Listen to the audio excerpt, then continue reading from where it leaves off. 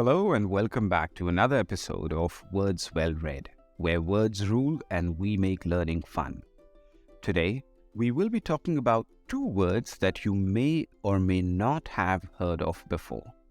First up, we have hummock. Hummock.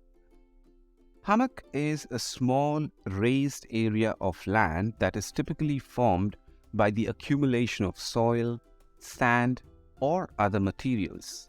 It can also refer to a ridge of ice, small hill or mound, particularly one that is created by natural processes such as erosion, sedimentation, or the growth of plants.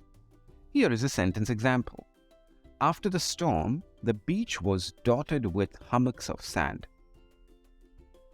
Next, we have tortuous. Tortuous.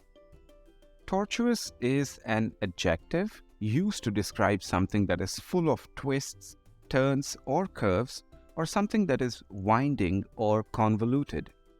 This word is often used to describe paths, roads, or streams that are highly winding and difficult to navigate, as well as situations or processes that are complex or difficult to follow.